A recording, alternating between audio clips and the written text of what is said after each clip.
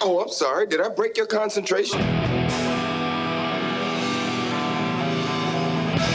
Somewhere between science and superstition.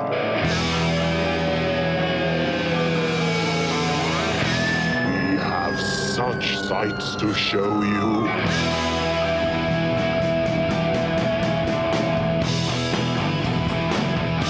Strange Eons. Welcome to Strange Eons Radio. That's Eric over there. Hello. That's Vanessa over there. Hello. I'm Kelly. You guys, I've been drinking. No. Oh, shit. Shocking. I do see an almost empty bottle of wine in front of me. Nobody likes a tattletale, Vanessa. Oh, sorry. I mean, I see a full glass of wine that has not been drunk at all. So I'm shocked by this news. I'm going to work on that because Eric has some information to bestow upon all of us. Oh, okay. Yes. It's the time of the season. That's right. It's the beginning of the Kickstarter season. Mine's a short season. There's usually only 2. Bone Bat will be coming up. But right now, you can get the HP Lovecraft Film Festival Kickstarter, which you can get tickets for. You can get hoodies for. You can get T-shirts and little emblems. And a full digital version is still going to be available, even though they will be back on full three screens like they're supposed to be.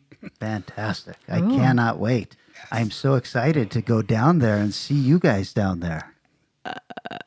I'm so excited that you're going to go down and have an awesome time. And Gwen is going to be amazing.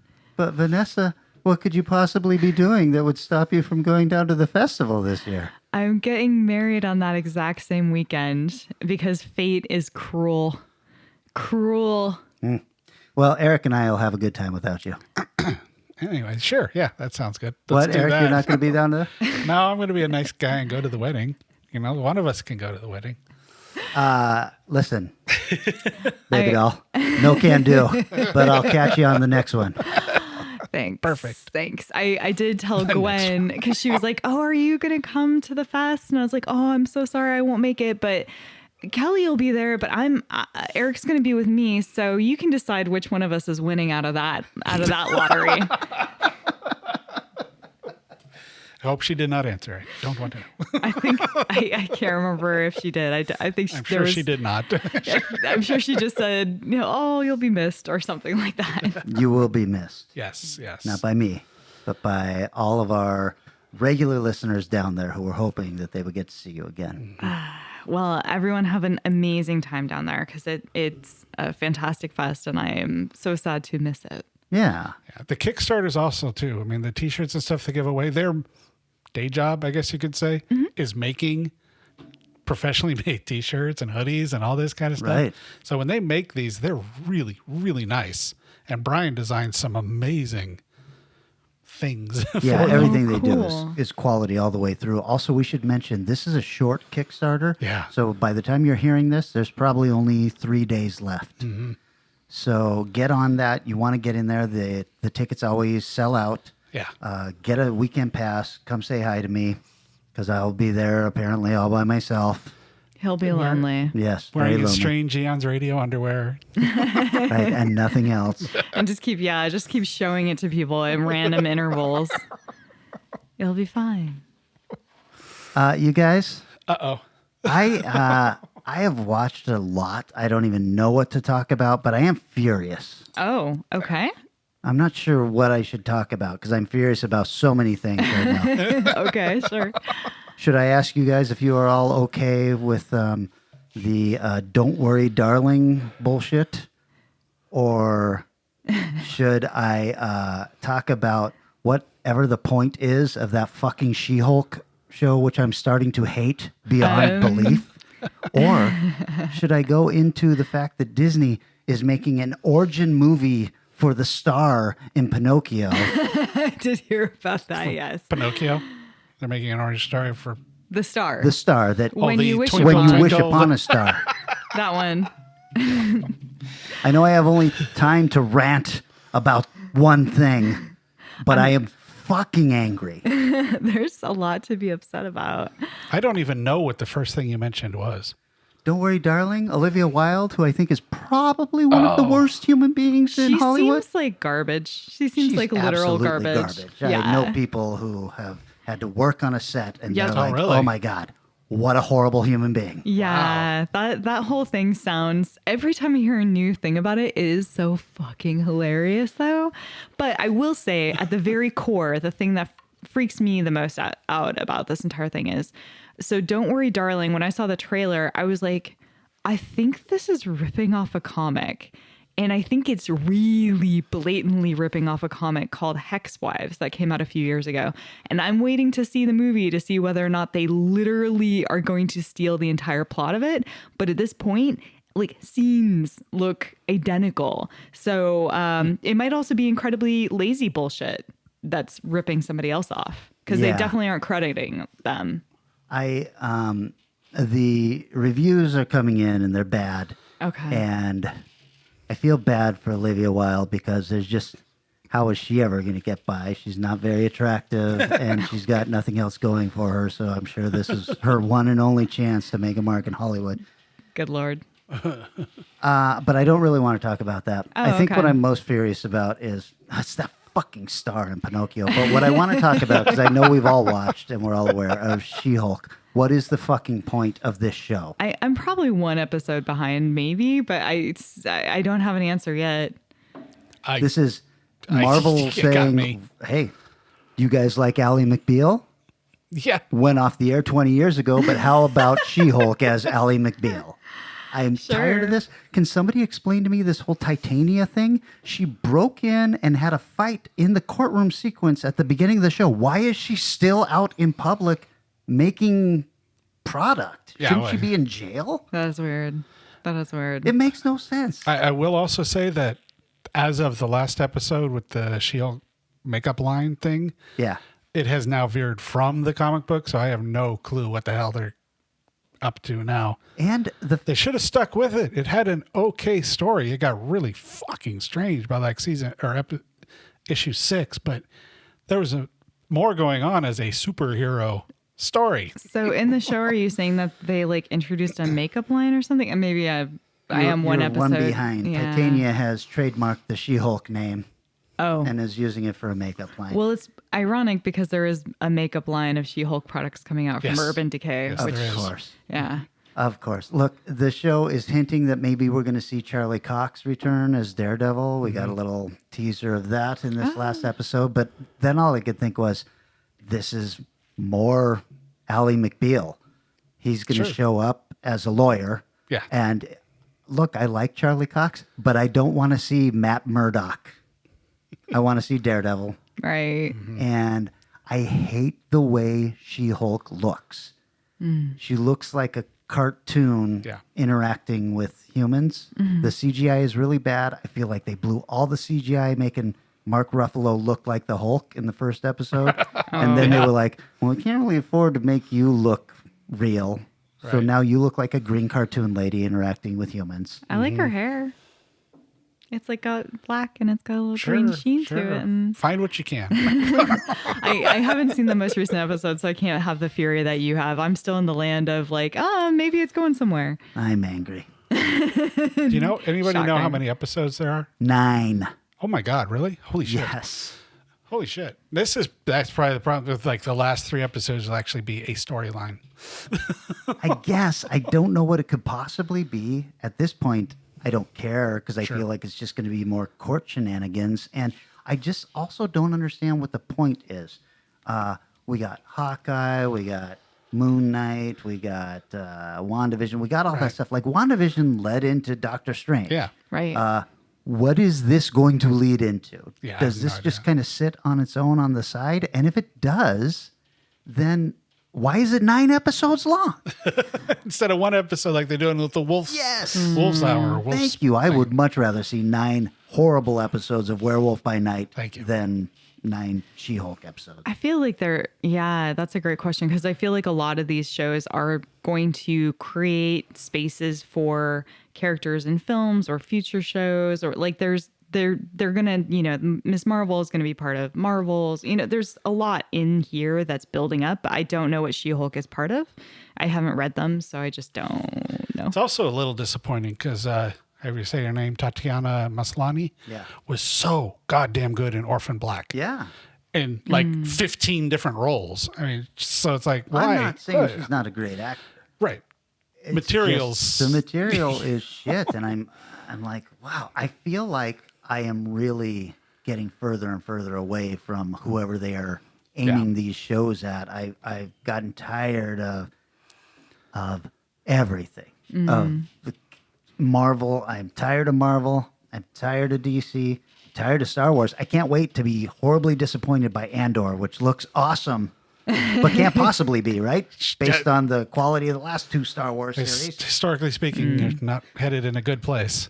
Oh, jeez. How are you doing, Vanessa? Oh, Did you see anything you liked? sorry, I was so enraptured by your frustrations. So I actually did see something kind of cool. Have you guys heard anything about this movie Barbarian? Oh, yeah. Yeah. Everybody's posting Did you about see it, it? and everybody says, don't say a damn thing about it. Yeah, no. Don't watch the trailer. Don't do anything. Just watch it. Well, it's funny because I really hadn't seen much of anything. Maybe I saw a trailer at some point, weeks and weeks ago. So I just didn't even know what it was. And so I went and saw it completely blind. Yeah, that's the way you're supposed to see it, apparently. Yeah, I would say it's a good fun film. And I don't know, I just really enjoyed it. I liked what they were doing with it. It feels like you're in something and then it's something else.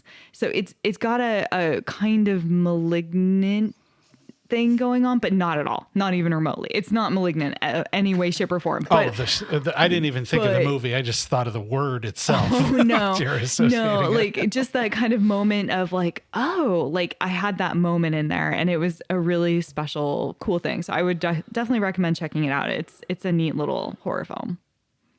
Nice. I've heard only great things about it. Yeah. So I'm looking forward to that one. Yeah. So I will say nothing else about it other than you guys should check it out. All right. There you go. So I went through for the 100 days thing, which I'm way freaking behind now anyways, but I went through and I went to Shudder's, like their scariest sections. Like, here's our scariest movies. I forgot what it's called. And just anyone I haven't seen, I put on list. And I've been going through that list. I need to alter, at least the ones I've watched so far, they need to alter the title of this thing from the scariest ones to scary, but goddamn horribly, unbelievably depressing, heart-wrenching storylines of families being torn apart. Oh, no. It's like, God, man. One of them that I watched was called They Live in the Gray.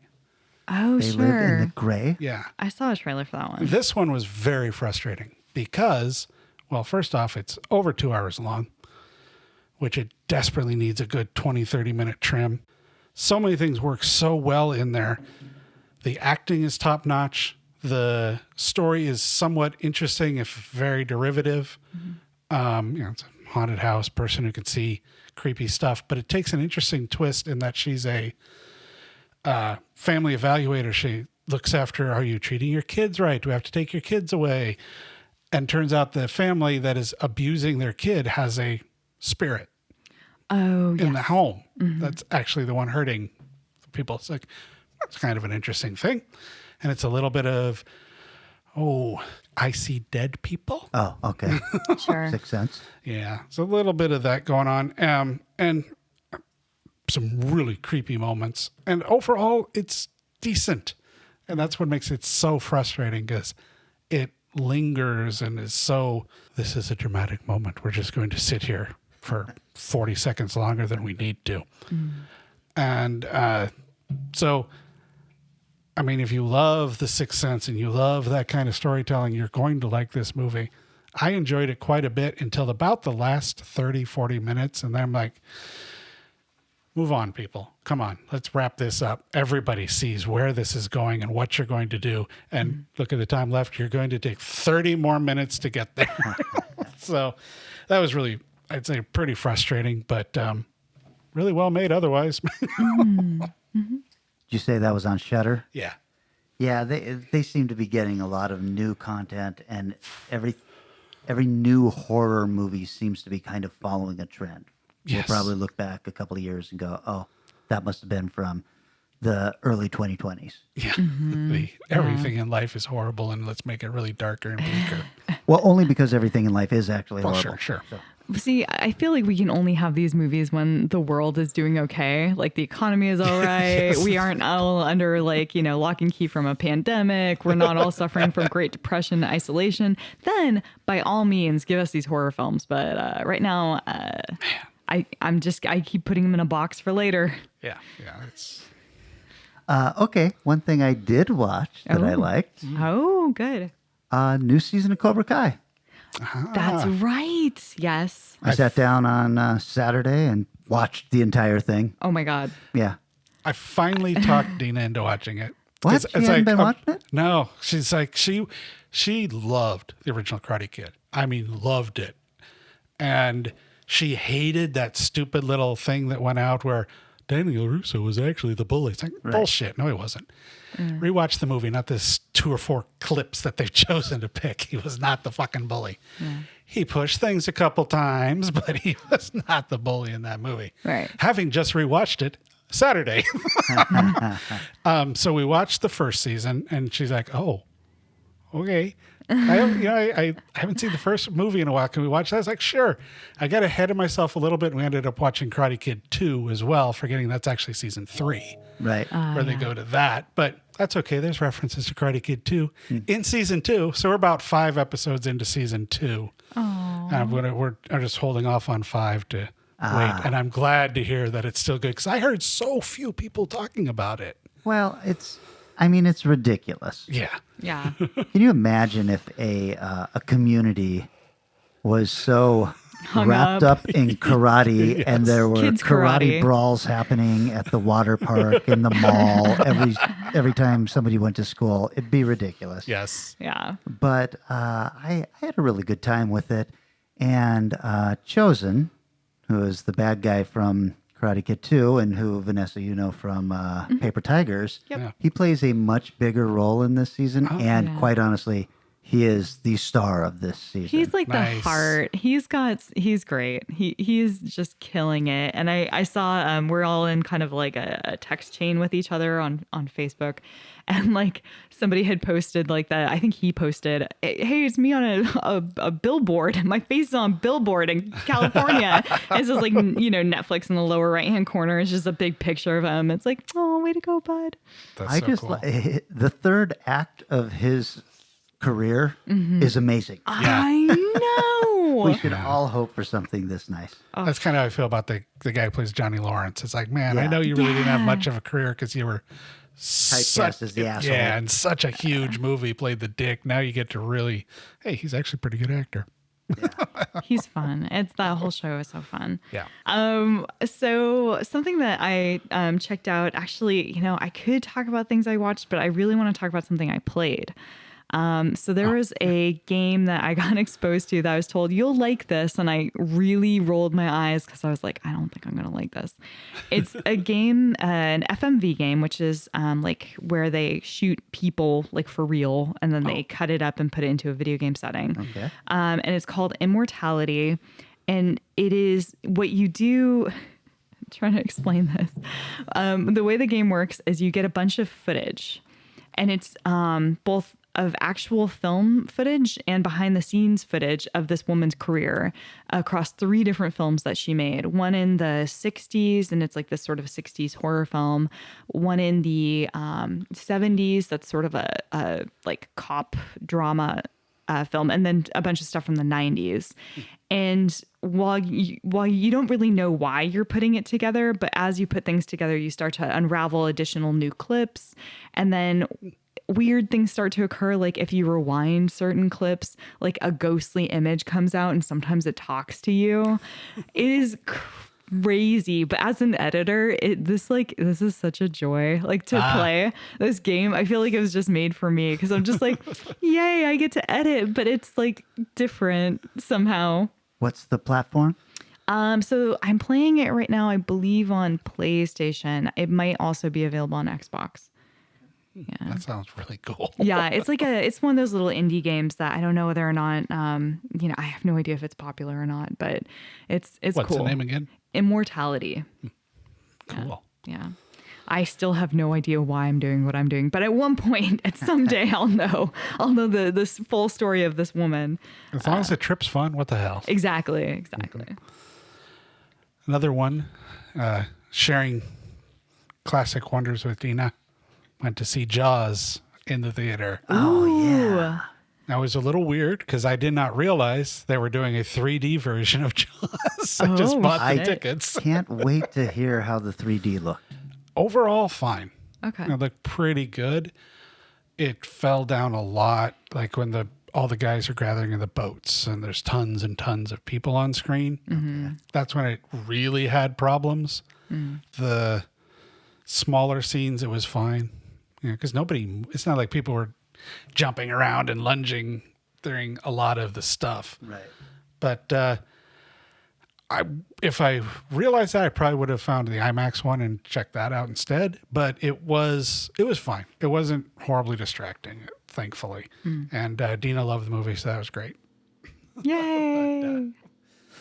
Yeah, there's at least one scene. I remember like when the guy falls in the boat or something like that, and his face just went bloop. Like, whoa, what glitch happened there? But so, I don't think it's playing in theaters anymore. I don't think so. No, I passed on this because I saw it 5 years ago for the 35th or whatever, and it was just a Fathom event then, so it was just showing on screens, and it was great, and it's my favorite movie. But I thought, I don't need to hang out with the weirdos, and then I started hearing everybody saying how great it looked in 3D and on the IMAX, and I was like, God damn it. Yeah, How did I pass this up? Color-wise and color depth and all that stuff, it did look really good. What an undertaking, because, films these days are shot kind of with that in mind. And so there's all sorts of angles that are set up that will really help out if you're going to 3D something. But, in 75, Spielberg wasn't thinking about that stuff. So the fact that any of it looks good is pretty amazing. Yeah, yeah. A lot of it looked good. Yeah. Well, I'm sorry I missed it. Me too. I'm also sorry I missed it. And that you missed it. I'm sorry we both missed it. Thank you, Vanessa. Stop looking at me. How about we take a break? I lube myself up a little more with this wine, and we get to Vanessa's pick, which I just wrote down notes for while we were sitting here. Beautiful. It's going to go great. Should be fun.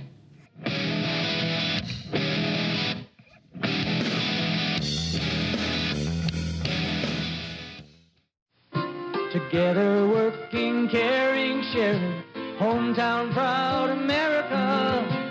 IGA. Try refreshing Tropicana Pure Premium Orange Juice, $1.89. Or enjoy creamy Turkey Hill ice cream or light ice milk, $1.69 with coupon. And serve a delicious meal with Hatfield sausages, $1.49 a pound.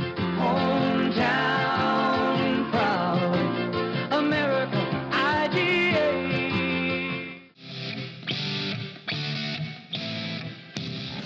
And we're back. Vanessa, this was your subgenre pick. Can you tell us exactly what you were thinking with this? Yeah, well, what I was thinking is, I know that there is a film that took place / it was really just shot near my hometown, which is a weird little island out in the middle of nowhere. And I thought, God, I've wanted to talk about this for a long time. And wouldn't it have been neat if we all sort of excavated strange little films or big films that were shot near or where or as the place that we grew up? And you didn't think of how difficult that might be for Eric and I, and maybe pick something else in this film that might have a wider reach that we could have gravitated towards? No, I did not. All right. Not in the moment. Cool. No. Yeah. I'll save my comments for when I speak about my new film. Sounds like everyone had a great time. So for mine, I had wanted to talk for a long time about the 1983 film War Games. America's front line of defense is this computer. It is totally secure. Or is it? You're really into computers, huh? Yeah. What are you Dialing into the school's computer. Are those your grades? Yep. I don't think that I deserved it. Do you? You can't do that. Already done. You can go to jail for that. Only if you're over 18. This computer company is coming out with these amazing new games in a couple of months. I want to play those games. Wow. What? We got something. Games refers to models, simulations, and games that have tactical That must be and them. strategic application. Greetings. Game time is near. Shall we play a game? Love to. Let's play. Global thermonuclear war. Fine. All right.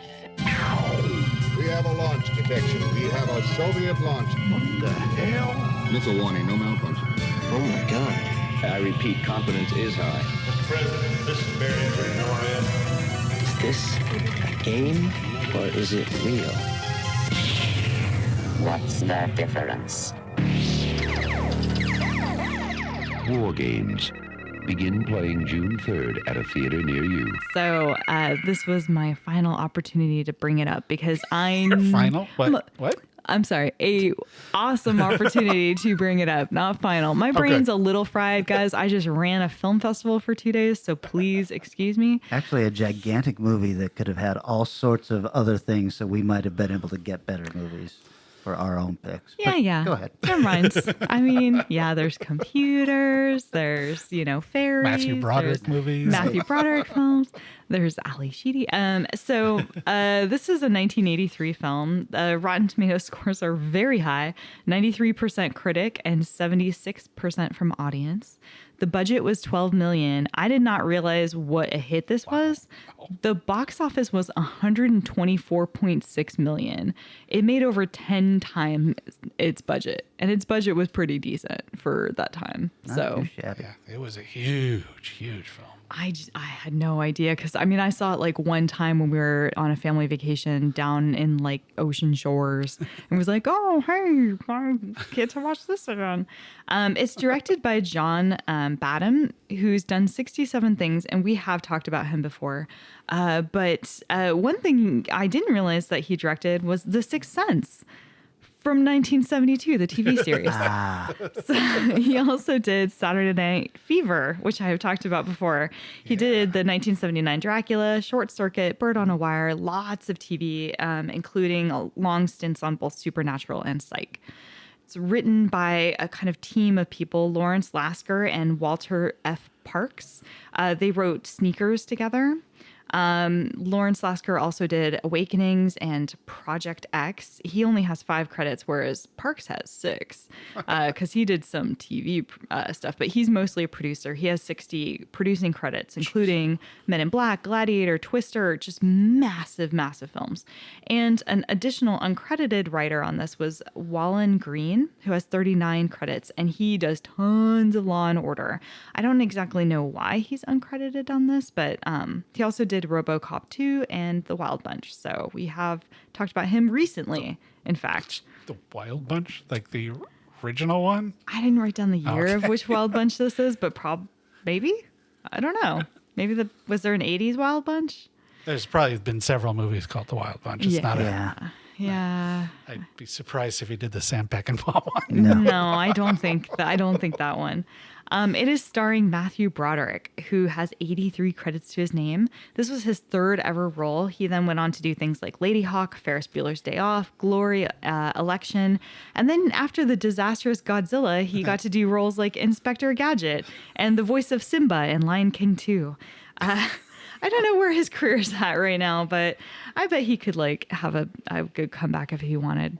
Co-starring with him is Ali Sheedy, who you would know from The Breakfast Club. She's been in 96 things as well, including Short Circuit, Oxford Blue, St. Elmo's Fire. Her career definitely went away from being a lead after the 80s. And then she did roles like Ticket Agent in Home Alone 2 and Billy's mom in the TV movie The Tin Soldier. She's been acting steadily. She's done tons of stuff, just not big roles anymore. And Dabby Coleman, who has 179 credits to his name. He is the bad asshole boss in 9 to 5.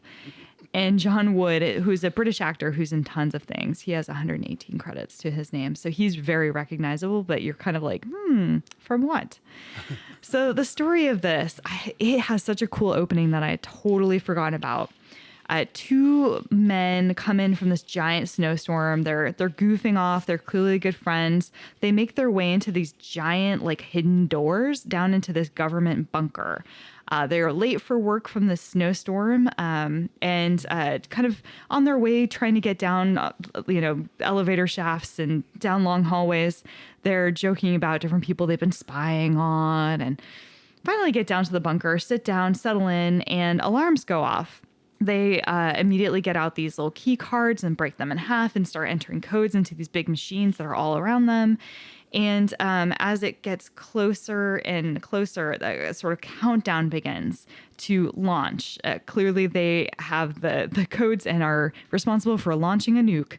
So at one point, one of the two, who's sort of the boss of the other guy, gets a little nervous and he's like, hey, can we just call somebody and confirm that we're actually meant to do this? And the guy gets the phone and it's counting him 10 seconds away from launching. Nobody answers the phone. He's like, well, we gotta do it.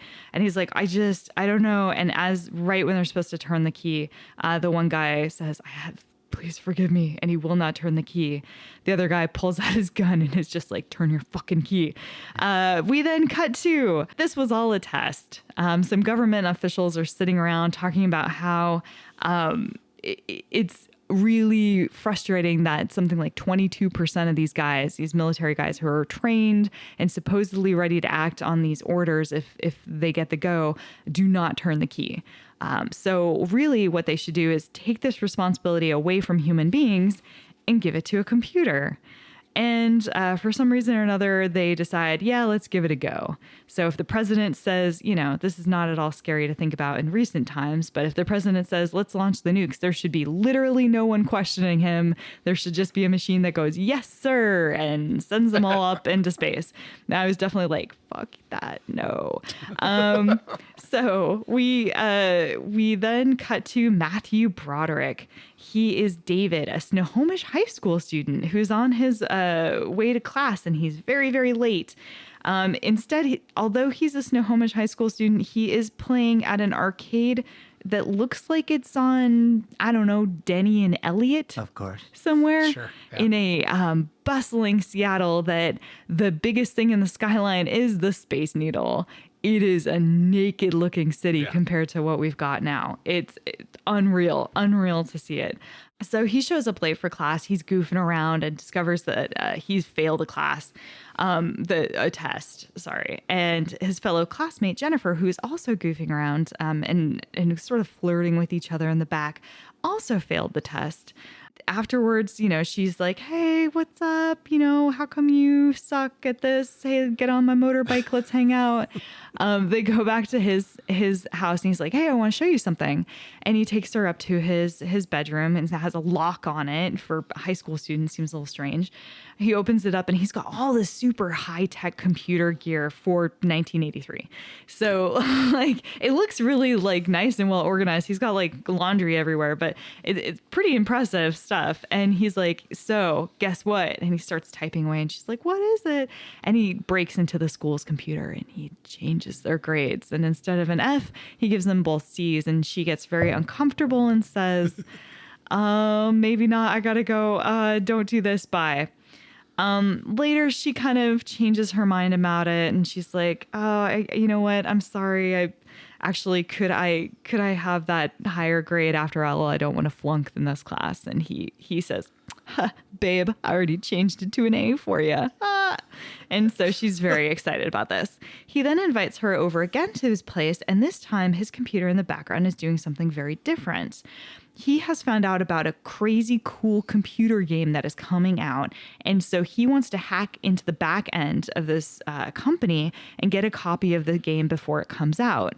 The way in which it does this is it just calls random numbers in California, one number at a time, until it finds a sort of call response from the computer. And then he can start to get into the back end.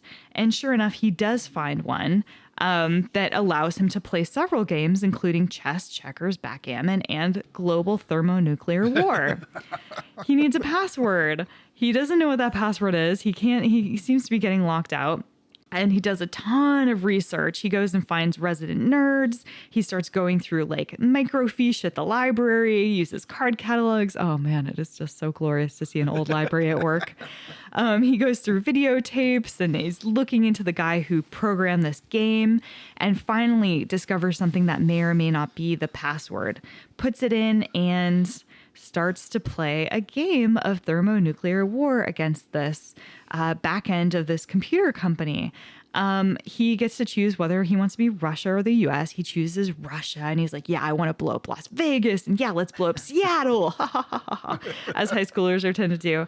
But then his mom is like, hey, I need you to take out the garbage. So he shuts the computer off and walks out.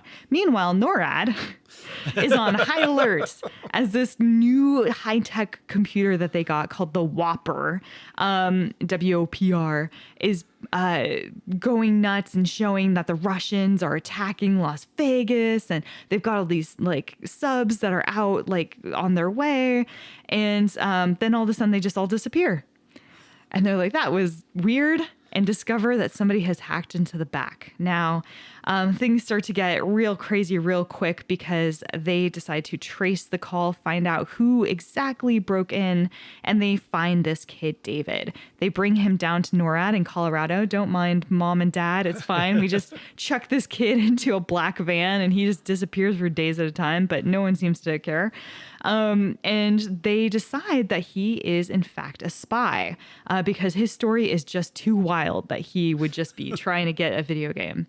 They are definitely going to arrest him and throw him somewhere where they are going to lock away the key when he realizes, actually, this computer is still playing the game. And not only does he not want to be arrested, he needs to figure out a way in which to stop it from convincing NORAD that they are still at war, which this computer is determined to do. So he then goes to Goose Island. He tries to hunt down the software developer to find a solution. Will he manage to actually convince the software developer to help him in his quest to stop NORAD from attacking Russia while Russia is definitely not attacking them? Who knows? Oh no. Will he manage to get that guy and get back to NORAD in time? Because he has to go to Oregon and then go back to Colorado somehow very quickly before they actually launch all the nukes. Oh no. And if the nukes do get maybe not launched, will Whopper decide to keep playing the game instead? Who knows? So, this film... These and other questions on the next episode of Strange Eons Radio. I don't want to give away what happens, guys, but it's an 80s action teen movie. Yeah. And I'm guessing it's easy to find. It's very easy to find. I found it for free on Amazon Prime. If you would like to check it out, it is very, very available, and it is a fun watch. My impressions, it was really fun. So the whole hometown bit here is that when they go to Goose Island, it's so good. They go to Stilicum, which is where the dock for my boat is. Oh, cool. And they run towards the underpass that actually leads you to the beach, where it's under a railroad and it's just beach and sand. And I'm like, why are you running the boat there, guys? That's not how you do it. I'm like, I have run for that boat many a time, and that is not correct. And then magically they are on the dock somehow instead. So they are running along the dock and they jump onto my ferry boat that I grew up with. I believe it was called the Stilicum 1. And Tom Palmer, our old ferry boat captain, is sitting there rushing them, going, yeah, jump on. And they jump off the dock onto the boat. And then they go up top and they're talking about this experience, and they are on the boat that I grew up on as a kid. And I'm like, I used to race pennies. Oh, it's dumb. On the benches inside of there. And like, I remember standing there, and like, you could walk around and like see the captain and hang out with him. And it was just very, very cool to see. So, of course, they get to the island, and then it is somewhere, I think in Oregon or Vancouver, because mountains are suddenly places mountains should not be. I'm like, this is not correct. Can I ask a question? Yeah. How much of this looks now like it did back then? The actual ferry and everything, that whole part, the dock is identical. So it's very recognizable. Yeah, the ferry boat itself, we have a brand. I mean, we've had several new ferries that have come and gone since that time. In fact, I think that ferry got bought by somebody for $45,000 or something on eBay. Cheap. Yeah. Why don't we have our own ferry, you guys? geez. You could. We have at least one, if not two, abandoned on the side of our island where there somebody you bought go. them and just had grand plans and abandoned them. So, you can definitely buy a ferry. What you want to do with it after that, I'm guessing the gas is pricey. But no, it was really cool. The thing that was unrecognizable, honestly, was Seattle. Like seeing all the Seattle shots, it just looks so foreign. But I did enjoy watching him play Galaga because that's one of my favorite arcade games. Nice. So that was super cool. The writing in this is so good. It's just terrific. Like the characters are awesome. There's really good dialogue. There's just good, weird development that's happening. So the guy who's hiding out on Goose Island, who was presumed dead, his whole story, he's this random British dude who's not only a programmer, but like his wife and son died in a car accident. So when Matthew Broderick and Ali Sheedy are like, please come help us, like stop the computer program, he's like obsessed with dinosaurs. And he's like, no, I want it all to end. Fuck the world. And it is so good. He's like, I purposely bought this house because it is near a site that will definitely get bombed if the apocalypse happens and nuclear war breaks out. I'm going to die quickly. I don't even have to worry about what happens after that. And I kind of know that feeling because my island is very near a large military base. And we know that if something happens, it is likely going to get blowed the fuck up. We also have Boeing. And Boeing is not far. Place to make planes. That's a prime target too. Everett up here where we're recording has a big naval base. Yeah, Naval Station Everett right down the road. Yep. So it's kind of sounds familiar. all of it sounded very familiar. But it was really fun. I enjoyed it a lot. The machine, the big, Whopper machine was great. There was just some really fun, silly action moments in this. It was just a fun film overall. I definitely would say check it out. I thought it was like some kids. I did not realize it's high schoolers. So there's a lot more like sexual innuendo and flirting happening than Wait a second. This wasn't a first time viewing, was it? I mean, I've only seen parts of it once on a beach vacation when I was a kid. Okay. Yeah. Cool. So it was 100%, like I didn't have any memory of pretty much 90% of it aside from like, would you like to play a game? Yeah. Sure. Speaking of which, some trivia for this movie. Tagline is, the only winning move is not to play, which is a really good tagline considering the 6 other taglines are things like, wouldn't you rather play chess and shall we play? And to David Lightman, global thermonuclear war will just be one hell of a game.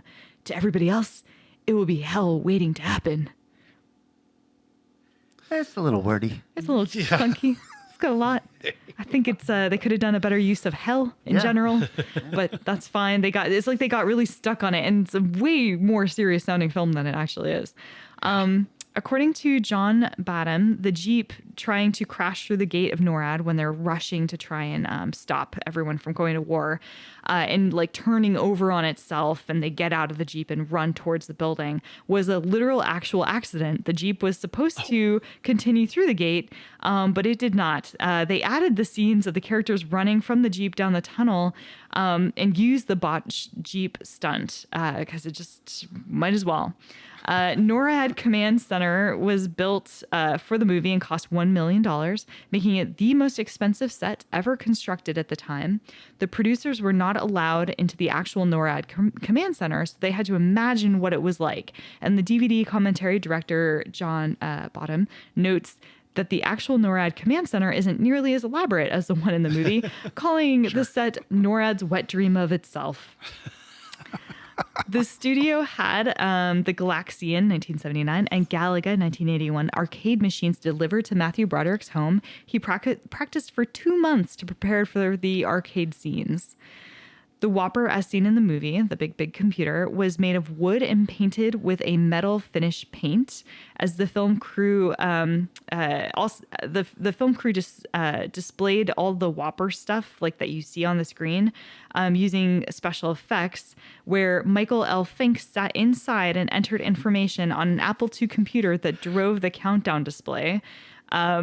It's named after a joke for BRGR Burger, which is the real computer NORAD used to predict war strategies.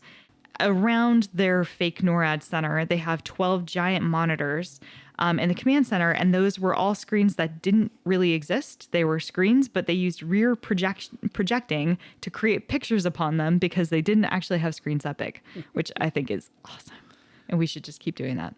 The hacker info in this film is surprisingly on point, and that's due to the co-writers befriending many hackers and security experts while researching this film, which they also used for writing Sneakers. The movie inspired Congress to create the Computer Fraud and Abuse Act of 1984, where Representative of Kansas Dan Glickman opened the proceedings by playing 4 minutes of the film. Stephen Hawking was approached to appear as Stephen Fallon in the movie, who's the guy who invented the game. But he declined because he didn't want the producers to exploit his disability. And the largest hacker convention is called DEF CON as an homage to this film. So that's my movie. Wow. It's called DEF CON. Mm-hmm. I didn't know that. Yeah, cool. it's really cool. I also didn't know that there was a hacker convention. Well, That's fair. you know, unless you're Sure. you know, If you know, you know. wink, wink, nod, nod, hat, hat. I remember liking this movie very much, yeah. but I have not seen it since it came out. It's really charming. I would say like both Ali Sheedy and Matthew Broderick are they're just really sweet, and you can see why people had crushes on both of them at that point. I was watching it with my sister who loved Matthew Broderick in the 80s. Like, she's older than me, and she was just like, he's so dreamy the whole time. I'm like, I can only think of him in an election, and I'm like, he was really short in Godzilla. I don't know. He's not really, but you know, as a kid, he's cool. There's a rough size comparison there for a guy to hang up to. You know, in Godzilla, you were really short. He looked short to me. I mean, just generally. He just wasn't shot well. Yeah, that was a frequent in-store for Suncoast, so I've heard it a lot. Sitting down and watching it, not quite as much. Sure, yeah. All right. Well, I will go next. Little insight to the listener. You guys showed up, and I had notes for the wrong movie all set up. So I slapped together a bunch of stuff in like 5 minutes. But I did watch my movie. Yes. That's all that matters. Which was called Twin Peaks Fire Walk With Me.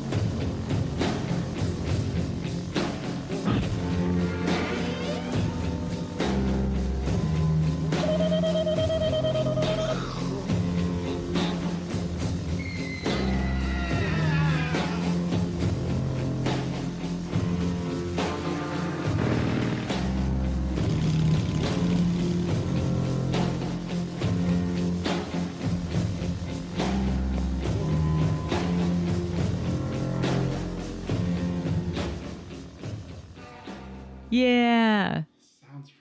Seems like this one's going to have a lot of like research that might have been required. Shockingly, no, because okay. even though I have seen this now 3 times, Yeah. I still have no fucking idea what this movie is about. Right. fair. Exactly. This is from 1992. It has a budget of $10 million and a box office of $4 million. Whoa. Wah, wah. Wow.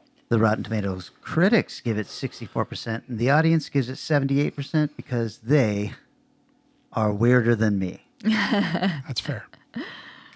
Directed by David Lynch, who directed Dune. My very favorite David Lynch film is Elephant Man. Oh, yeah. God, what a brilliant.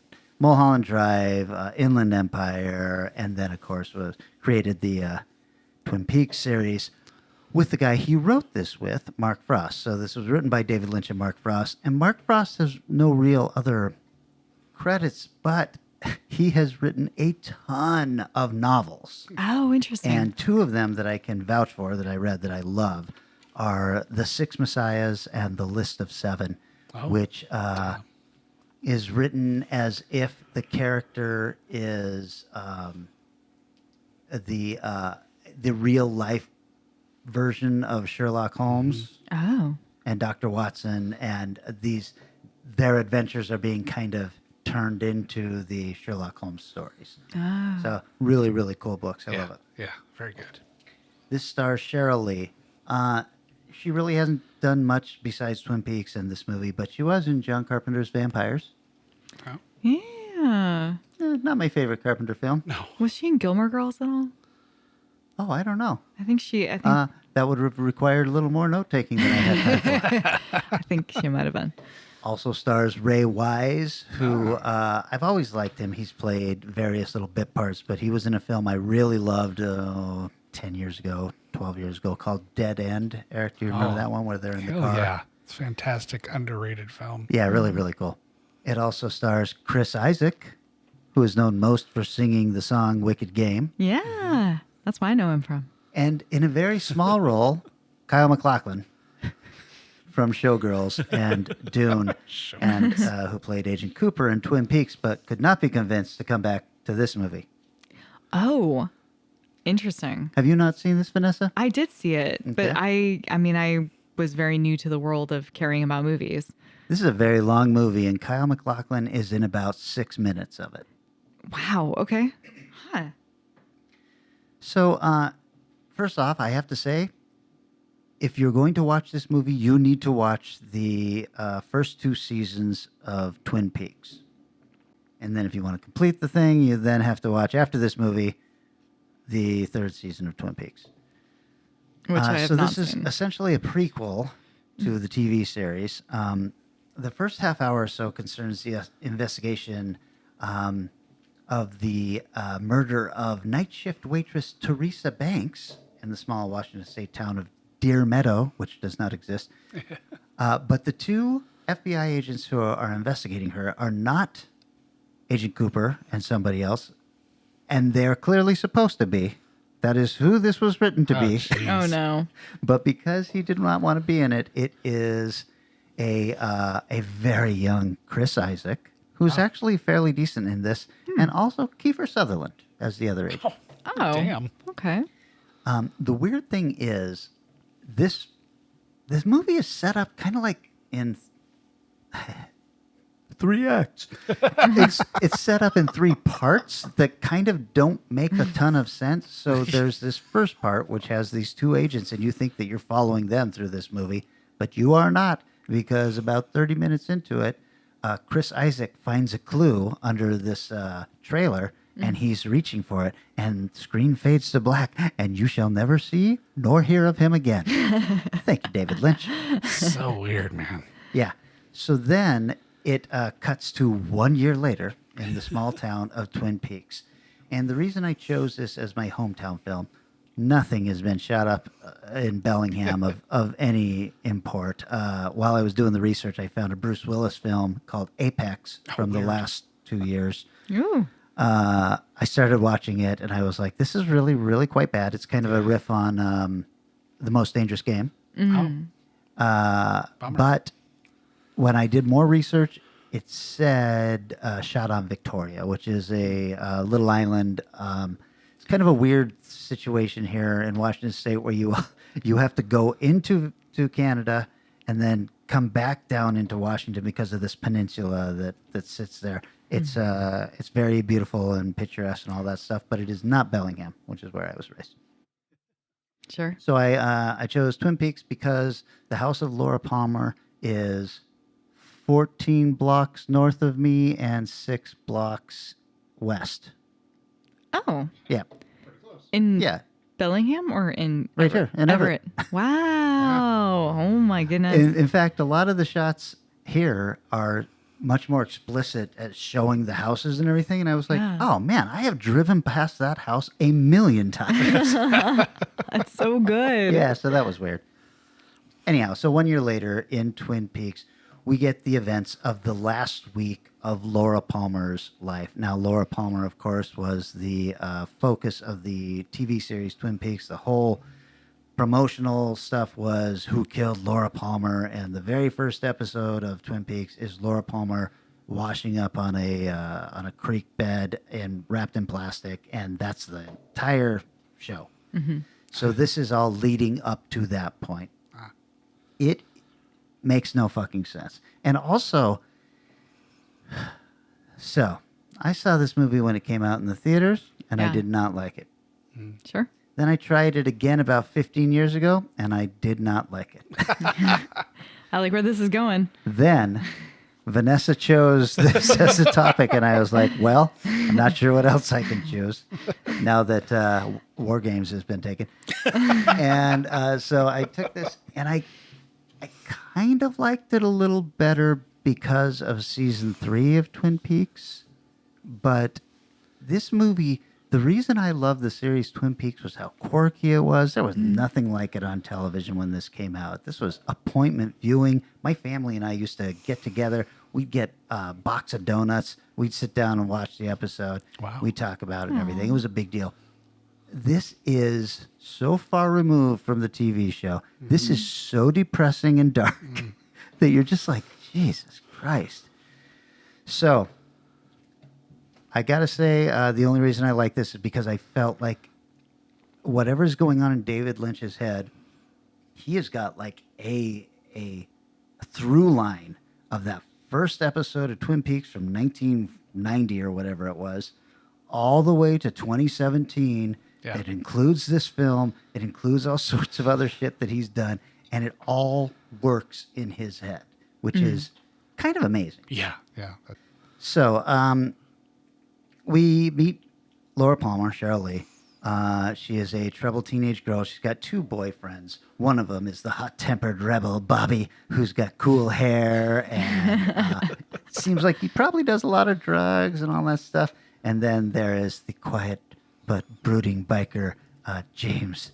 Ugh, and James. He seems, for someone who brews as much as he does, he's very straight-laced. It's kind of like, He's very vanilla, from what I remember. I'm not sure you've earned this brooding.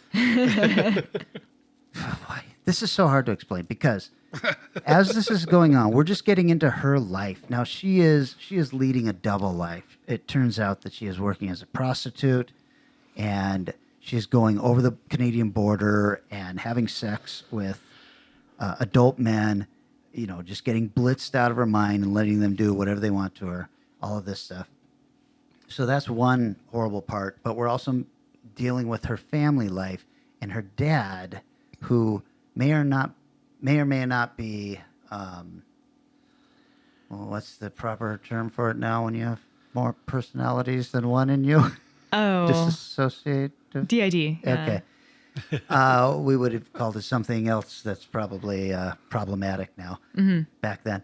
But if you've watched the show, there's this supernatural aspect going on that this movie almost kind of throws out and makes it just him having this separate personality who is molesting his own daughter, and she is blocking it out because it's her dad.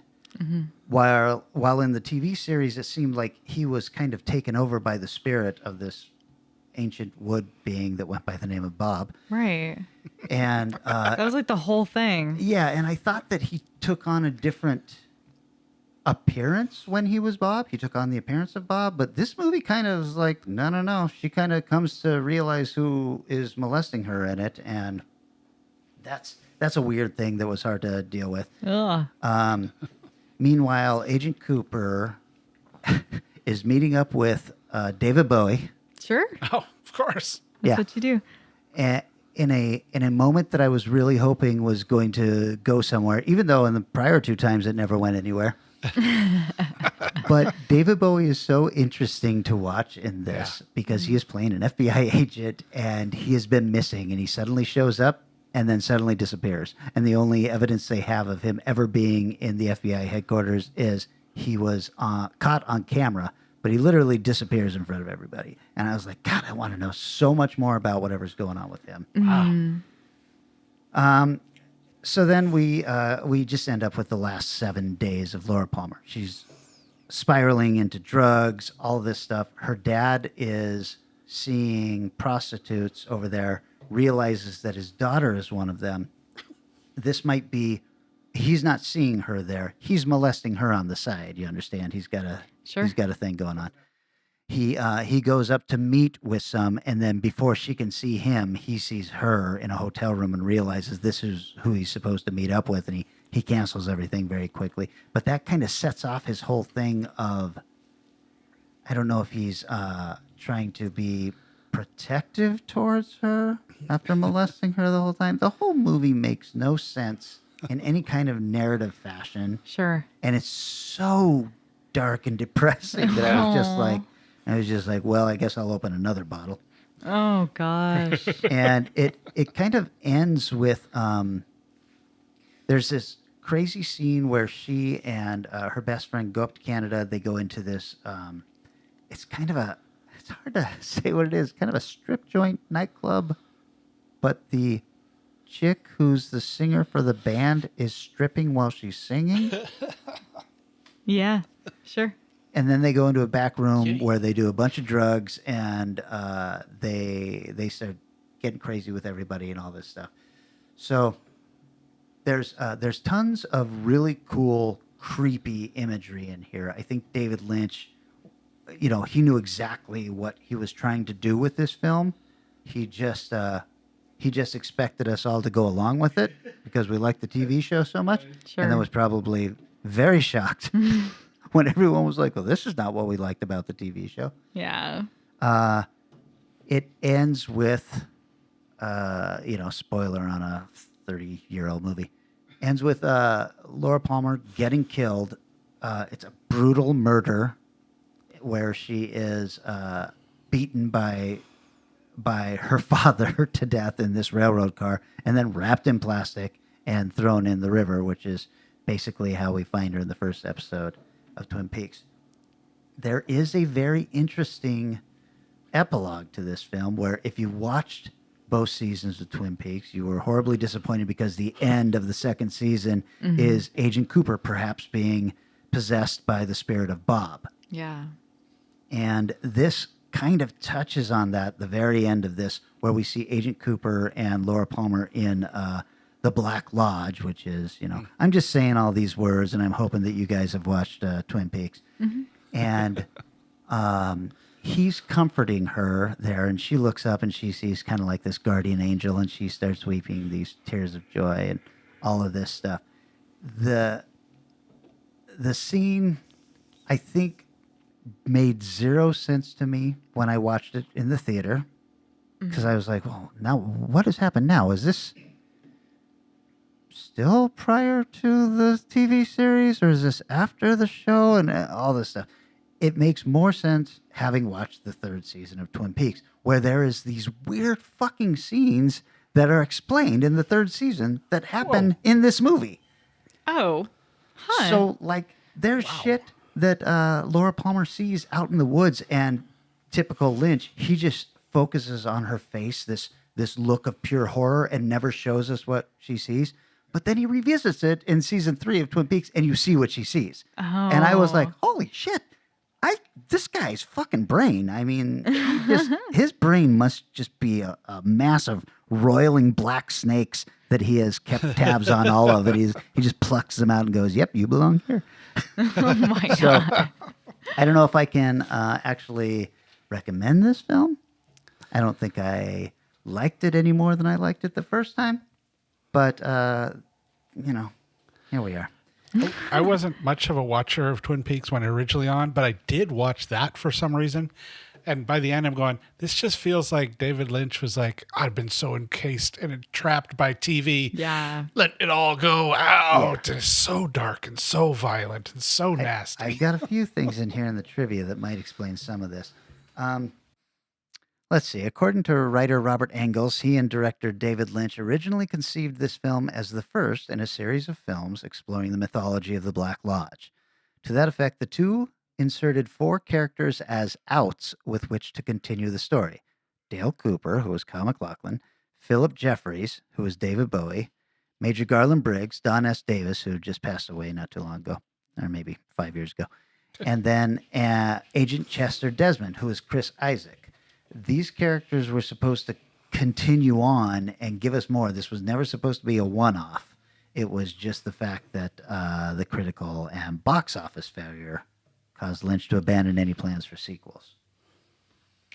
Richard Bamer, who plays Ben Horn in the series, declined to participate due to a scene where Ben was to force Laura to kiss him in exchange for a bag of cocaine. Bamer felt that there had been no build-up for the character of Horn, who confesses his love for Laura in Twin Peaks, the series, and that as a result, the scene came off as exploitative. So I did like the idea that look, we're all mercenaries in this industry. Generally, if we get an offer for money, we're going to take it. And the fact that these guys had built up enough knowledge of who they were as these characters to say this makes no sense to what has happened or what is going to happen later. I think that's really interesting. Yeah, that's kind of cool. Like the integrity of their plot line, like they're really owning their characters and protecting them. Yeah. Cool. Grace Zabriskie, who played Laura Palmer's mom in the series and very briefly in this, said on Cheryl Lee's performance in the film, she gave everything she had, she gave more than she could afford to give, and she spent years coming back. Oof. Wow. There are just scenes of Laura Palmer screaming in this that like send chills up your spine. You know, the hair on my arm was standing up on edge. It was just like, Jesus Christ, make it stop. Contrary to rumors that she refused to reprise her Twin Peaks role, because of the film's nude scenes, Lara Flynn Boyle's absence from Fire Walk with Me was actually due to scheduling conflicts, as she had prior obligations to 4 other films. Remember when Lara Flynn Boyle was the It girl? Oh, yeah. No. Definitely. It was a short time period, but boy, she was. Her character, whose name I can't remember here, but she was played by Myra Kelly in this. Myra Kelly, who I remember most from The Cutting Edge. Don't pick. Yeah, dude. I do know that. And West Wing. In most versions of the film, certain sequences are subtitled. So there's this scene I was telling you about in the nightclub that the music is completely drowning out the dialogue. You can see what they're saying, and then they have put subtitles under it. It's a very odd choice, but that's what they did. But not in the British version. In the British version? Apparently, director David Lynch changed his mind so often as to whether they should be included or not. By the time he came to a final decision, the British distributors had already made all their prints without subtitles and couldn't afford to make any more. This is not a short scene, and the music is loud, and they're yelling at each other, and you can't understand a thing they're saying. So this must have been just infuriating.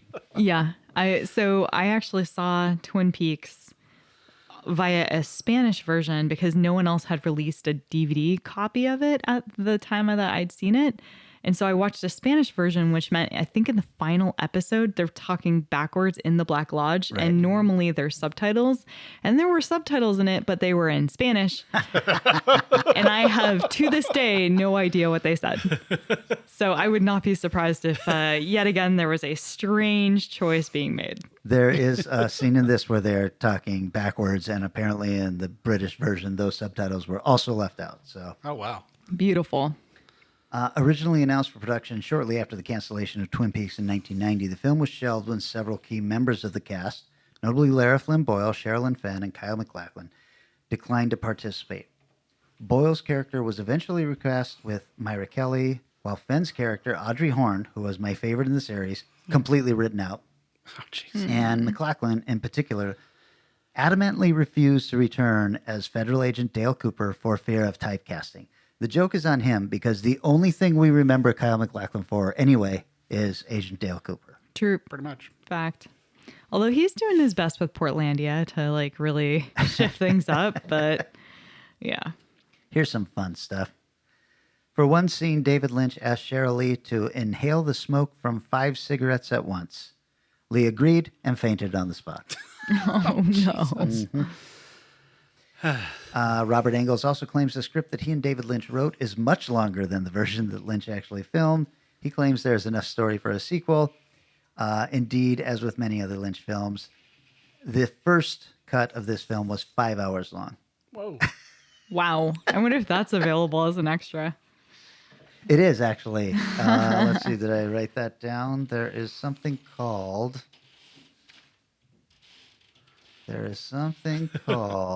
Super Deluxe Nito version. It just came out in 2014, actually. It's called wow. Twin Peaks: The Missing Pieces. Wow. Yeah. Jesus. Okay, let's see. Cheryl Lee is very proud of the film, saying, "I have had many people, victims of incest, approach me since the film was released. So glad that it had been made because it helped them to release a lot." Wow. Oh, jeez.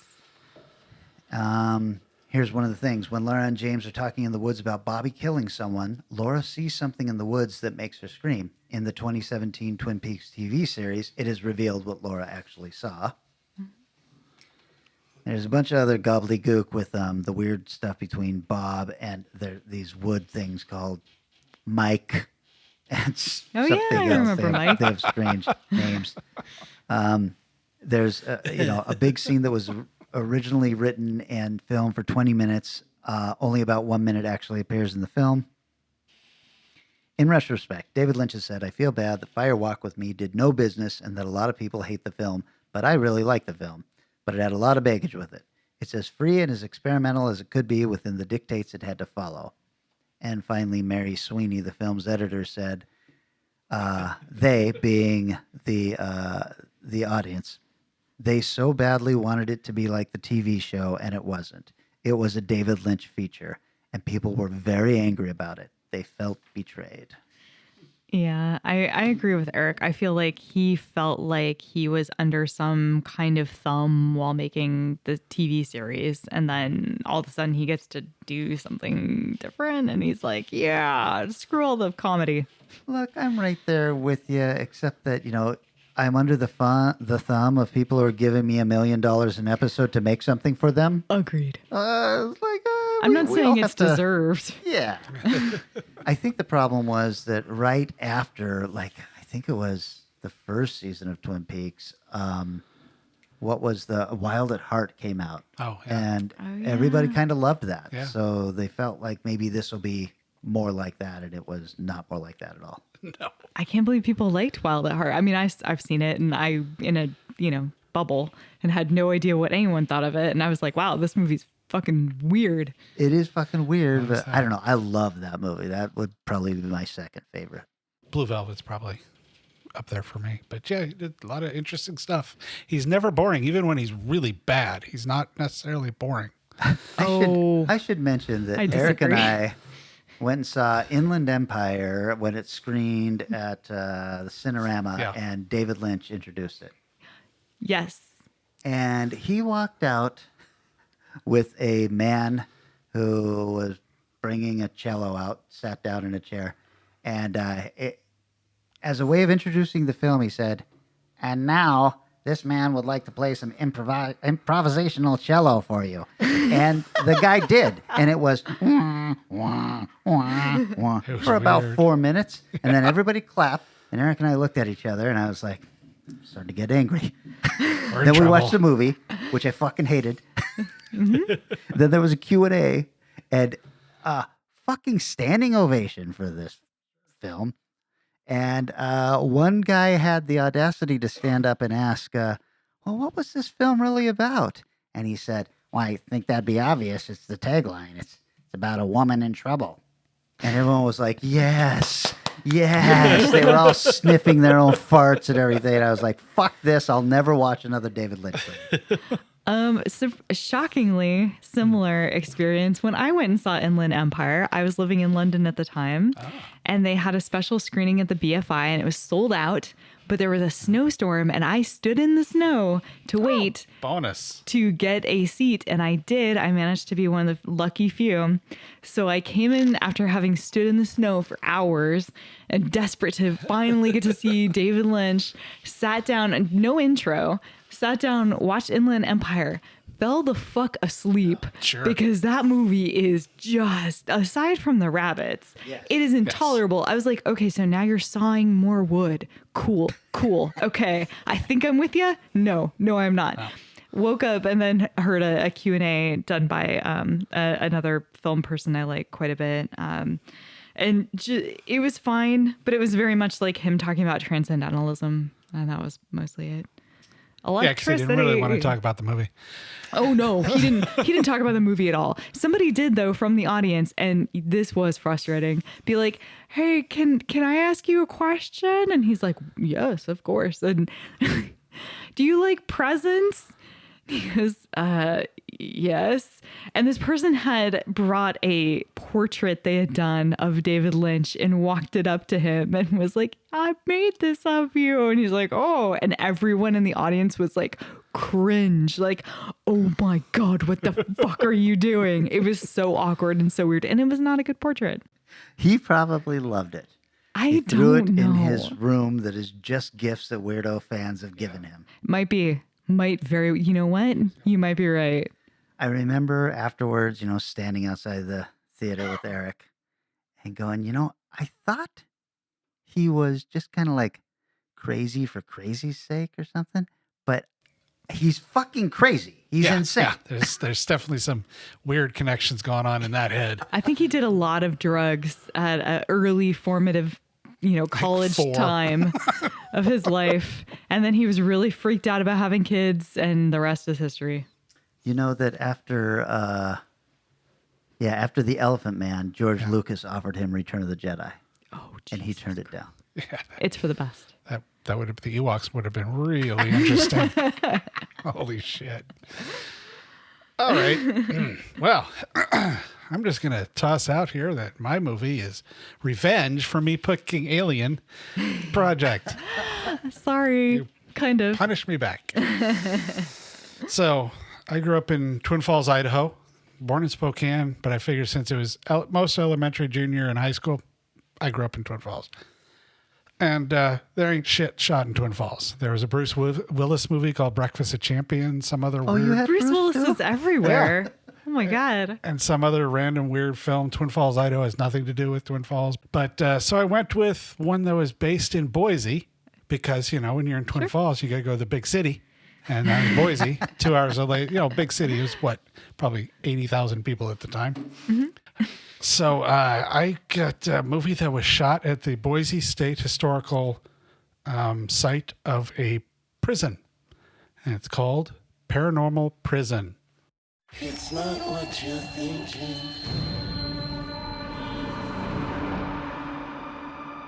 It's so much worse.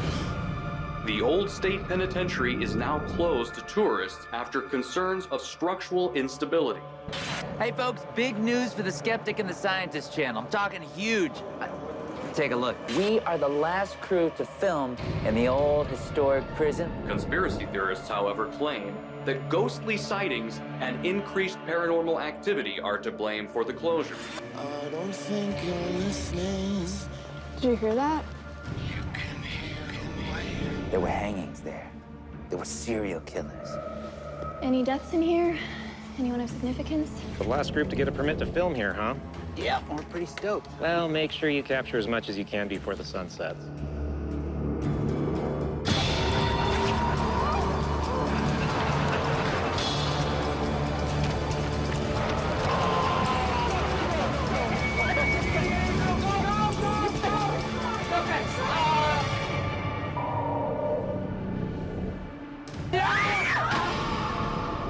Cool. From 2021. Oh, wow. This sounds awful. Oh, my God. The Rotten Tomatoes score, no consensus for critics, though there were 3, and they all gave it rotten. So it hasn't hit consensus yet. The audience gave it a very generous 20. Oh no. The budget of this is probably a couple $100, maybe a couple $1,000. And enough if you to drop a basketball in Paranormal. Haunted. So no budget, no box office, no surprise. This is directed by Brian Jager, who's mainly done short films, TV, called Break a Leg, and a scary sounding show called Judge Carlos. Uh-oh. I think I know him. Cool. And the writer was Brian Jager, who wrote and directed some of his stuff. And also Randall Reese, who's written Hospital 51, Free Meal. And a third writer who apparently his credit's really weird. So he's the creator of The Skeptic, who's one of the main characters in the movie or something, and credited with writing him. He doesn't have this is his only writing credits. However, he has 42 effects credits, including some small films like Titanic, Eight-Legged Freak, Aliens 3, Nightmare on Elm Street 3, Aliens, Back to the Future 1 and 2. Jesus. So wait a second. His effects Frank Darabont wrote Nightmare on Elm Street. No, as his effects work. He okay. All right. Okay. He only has this as credit for writer. All right. Okay. And it's just a character. And it's just a character, right? What the fuck? Starring Todd Haberkin, who has an astounding 491 credits. Wow. Almost all are video games and cartoons. So he's done a shit ton, like Dragon Ball Z and Fairy Tail and Resident Evil 3. Like lots of voice. Don Shanks, who's in The Crow Salvation, Three Ninjas Knuckle Up, and Dumb and Dumber. Cool. Paris Warner, 6 movies in the works. And it was in Little Women. I don't know which version. And something called Riot. I'm still trying to get over Three Ninjas Knuckle Up. That's right. That's a sequel. There was more than one of those. All right. Movie breakdown. First 2 words I wrote. Oh, boy. So this movie starts with a series of interviews with people talking about the prison. And for no reason whatsoever, it has this covering over it to make it sort of, I don't know if it's supposed to look like old footage or damaged footage. It just looks sort of like a really wide hole cheesecloth or something put over the top of it. It's very strange. Cut to credits. Ghost hunting setting things up because, hey, guess what? It's a found footage film. The lead has apparently created a new machine to detect ghosts because she believes that EMF is not as good as people indicate. So what this machine does is it glows green if it's a healing energy. Oh. But glows blue if it's a spirit present. Okay. Man, this is some advanced tech. A healing energy like crystals and chakra and candles? And don't know. A hospital? Don't know. Unsure. I will say she's adorable. Okay. The director and on-camera talent is a complete dick for really no reason. That's The Skeptic. So this is going to be the last film crew allowed to shoot inside this Idaho Boise prison before it's torn down. This is a real thing. This is a real prison. It's one I've visited a couple times. Wait a second. You're just going to just visited, gloss not over that? stayed there. It's been Who are you visiting? decommissioned decades and decades ago, probably sometime in the 40s. Okay. But I like how it's scheduled to be destroyed, but all the artifact display cases are still up and filled with all the artifacts and everything's like, maybe not quite yet. Maybe you guys could have thrown a sheet or 2 over these. That's right. And here we meet the prison caretaker, state park ranger guy who's going to take them on a tour for about the next 40 minutes of the movie. Oh. And explains things. This is this. And they talk about the lady of the one serial killer. I don't know if it's true or not, but the one serial killer that was supposedly stayed there that was female and was, I think she was executed. But you know her by the roses that grow outside where her door was, even though roses aren't supposed to grow there. And when the cameraman goes, I smell roses. I'm like, well, this is going to come back to something else in the movie. No, it's not. Oh, The bummer. roses do, but the scent doesn't. So, the rose they showed kind of shows up again. Okay. Anyway, so tour continues. Caretaker heard he heard something creepy happen. Cool. So far, we're about 40 minutes into the movie. Hey, the light turned blue. Oh, spirit. Now we have a few short scenes of them talking about the significance of the roses again. Nothing has changed. They're just talking about it again. So the skeptics look to see what strange things have shown up on the camera, and he disappears. It's because the on-camera guy pulled a joke on him. You finally start to see weird ghosty things at the 52-minute mark. And let me tell you, the movie, 66 minutes long. A brisk 66 minutes. A long 66 minutes. And boy, here's a weird reference I know neither one of you are going to get and think I'm a fucking loser for knowing.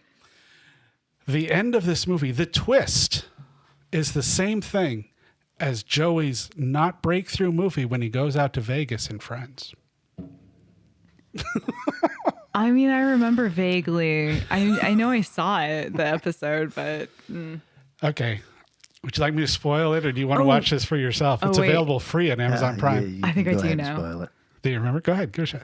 Is it that he's like dead and it's his twin or something? No, but that's close. Okay. It's not quite what it was, but that's very close. The person that was giving them the tour the whole time, the guy that comes in the morning goes, "What are you doing here? We're getting this tour by this guy. That guy's been dead for 20 years. End of movie. Oh, I've seen that. I've seen that. Like, Are You Afraid of the Dark? I'm sure of it. See, I hate piling on low budget movies because there's a lot. Somebody put a lot of love into this. There's a lot of caring for it, and it's just so frustrating when it just doesn't work. The acting was actually fairly solid. Some of them were pretty good. Sometimes, but overall they were good. It was a good acting group. As you can see by they had a shit ton of experience, so they were fine. Directing was fine. The writing needed a whole bunch of rewrites. Just put something in there happening. It's unfortunate when early filmmakers feel like, you know what, I wrote this feature and no one's ever looked at it and I've never made a short or I've never tried to do a story before, but this is solid and ready to go. And it is hard because you're like, all these people dedicate time and energy and, they go through the process of memorizing these lines and this is, but you didn't try. Right. Or at least didn't get feedback. And not only that, but then they went to the trouble of getting this. What'd you watch this on? Amazon. Amazon. So they somehow managed to get this sold. They did all of this stuff. They've learned a ton of shit, but they've probably blown their wad as far as finances or anything go. And now they can't take this information and do anything with it. Yeah, right, exactly. for So sure. That is sad. But I will say almost anybody can have their film on Amazon. That's not hard. Like, that doesn't mean anything. Well, yeah. Yeah. Well, we don't have our film on Amazon. Well, it wouldn't be hard if you wanted to. I'll tell you that. They just, you just kind of, you don't get much money for it, if any, but. Tagline: there is no escape. Okay, sure. Oh, man, really? That's the tagline? Yeah. Yep.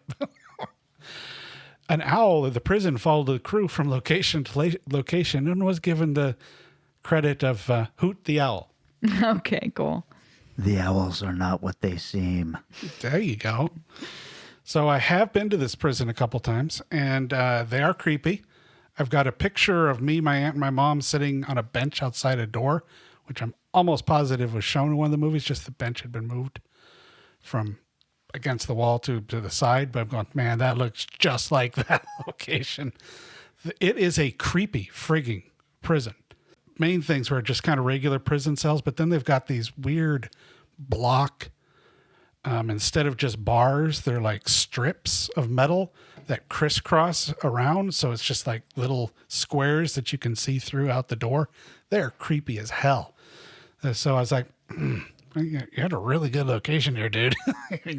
How did the prison look on film? I mean, Fine. Did they take advantage of how creepy it was? No. Oh. No, it looked like it was a tourist place, and so it was. Yeah, I probably should have watched like a documentary on Evil Knievel or something. That might have been more interesting. Thanks, Vanessa. It's not my fault. It's kind of your fault. No.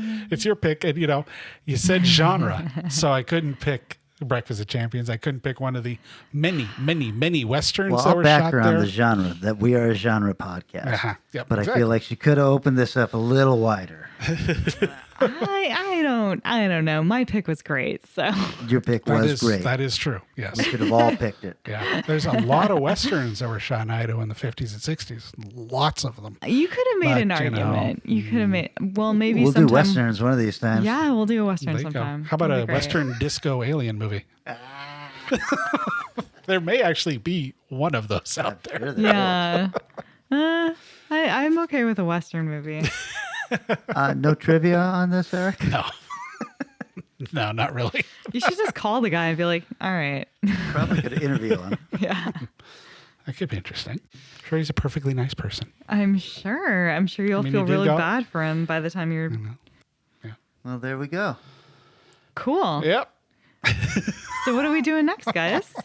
Well, it's my choice, and you guys wouldn't believe this. I have all my notes written for it. Oh, you want to just do that right now? We'll just I'd do love to. ours at the other episode. How about we do film set in New York City? New York City? Thank you. God, I was hoping one of you would do that. No. Every time I hear that, it goes through my head. It's just impossible to avoid. Has to be genre. But I think that there's a fair amount of genre films set in New York City. I don't know. It might be a little bit of a stretch. I can only think of 5 off the top of my head. I've got a doozy. I watched it and I loved it. Oh, cool. Nice. Good. Awesome. Can't wait till next week To when watch we what talk about I it. haven't watched yet. Yeah, I have also not watched one yet. I could randomly talk about one, but no. I'm holding in my hands, guys, a handwritten letter Oh my God. from one Daniel Williford, Of course. who just occasionally sends me a letter, Aw. snail mail. It's really nice. And he says, thank you for embracing the 200th episode celebration and other things that we've been talking about. Dun, dun, dun. So, yes, I just want to remind everybody we are counting down to episode 200. We've got some really cool stuff in mind. Some really fun stuff that I think is going to have lasting repercussions for the show. Wait, what? Hold on. I'm not chopping off any more fingers. We'll see about that.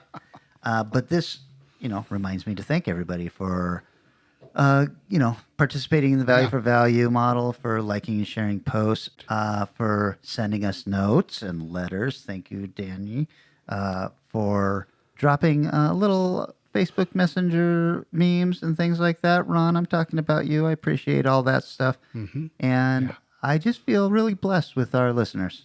Yeah, thanks, guys. Yeah. And you make it all worthwhile. We have the best. Okay, guys, so how about we take a break for one whole week? My God. And when we return, we were talking about New York horror. New York horror. Did I do it right? Wow. Transportation and other considerations for Strange Eons Radio, produced by Pan Am Airlines. When you think of traveling, think of Pan Am. You can't beat the experience. Guests of Strange Eons Radio stay at Econo Lodge Everett. It's an easy stop on the road, you know what we mean. Strange Eons Radio is recorded live in front of a studio audience. If you enjoyed this episode, please consider leaving us a positive review on your favorite podcast app. Sit, Ubu, sit. Sorry, I was so enraptured by your frustrations